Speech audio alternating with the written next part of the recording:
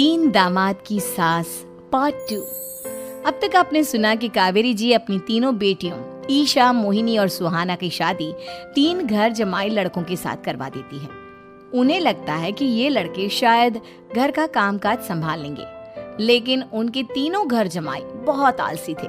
वो नौकरी भी नहीं करते थे और बाहर का काम भी नहीं। कावेरी जी ने अपनी बेटियों से कहा कि वो प्रेगनेंसी का बहाना बनाकर अपने पतियों को सबक सिखाए। अब सुनिए आगे। मम्मी, आपने जैसा कहा था हमने वैसा ही किया, लेकिन देखिए ना, विवेक का हाल तो वैसा का वैसा ही है। घर में ना सुबह का नाश्ता बनता है और ना खाना। नौकरी पर जाने की बात करूं तो खाने को दौड़ते हैं मुझे। हाँ मम्मी, मैंने भी सुमित को कितनी बार कहा कि अगर नौकरी नहीं करनी तो कोई छोटी सी दुकान ही खोल लो। घर का खर्चा कैसे चलेगा? देखो दोपहर के 12 बजने आए और जनाब अभी तक सो रहे हैं। हाँ मम्मी, ईशा और सुहाना ठीक कहती हैं। अविनाश का भी यही हाल है। जब मैंने अपनी प्रेगनेंसी के बारे में कहा तो मुझसे कहने लगा, अरे दूसरी लड़कियां तो 9-9 महीने तक नौकरी करती है, बस डिलीवरी के टाइम छुट्टी लेती है। मोहिनी, तुम भी नौकरी करो। अब मुझे कहाँ नौकरी मिलेगी? मम्मी बताओ अब मैं क्या करूँ? हे भगवान, क्या सोचकर घर जमाई दामाद लाई थी मैं कि मेरी बेटियां मेरे पास रहेंगी और खुश रहेंगी, लेकिन इन आलसी दामादों ने तो हमारी जिंदगी को भी प्रॉब्लम में डाल दिया है। मैं तो कहती हूँ मम्मी, हम लोग वापस अपनी जॉब पर जाना शुरू कर देते हैं। बता देते हैं इन लोगों को कि हमने प्रेगनेंसी का बहाना किया है।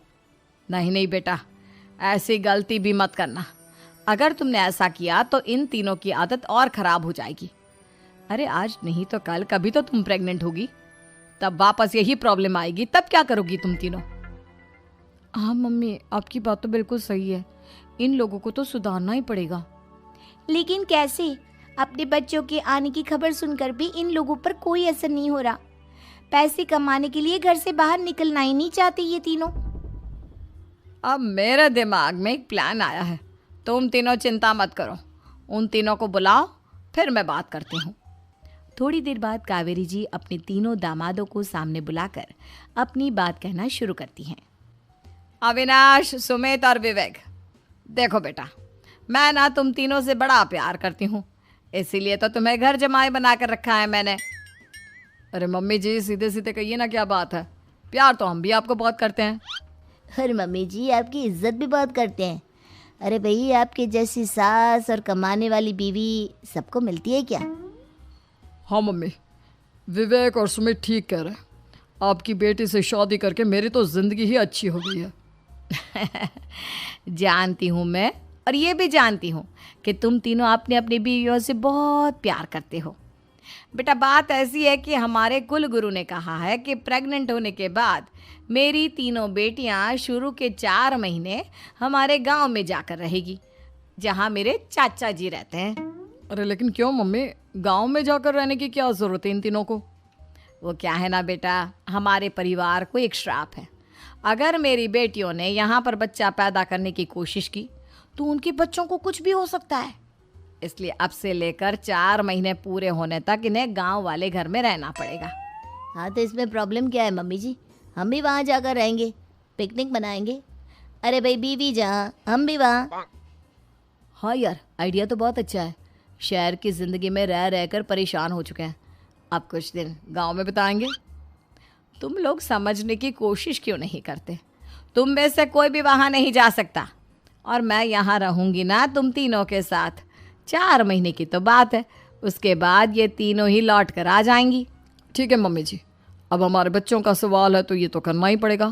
कावेरी अपनी तीनों बेटियों को कुछ दिन के लिए घर से बाहर कहीं दूसरे शहर में रहने के लिए भेज देती है।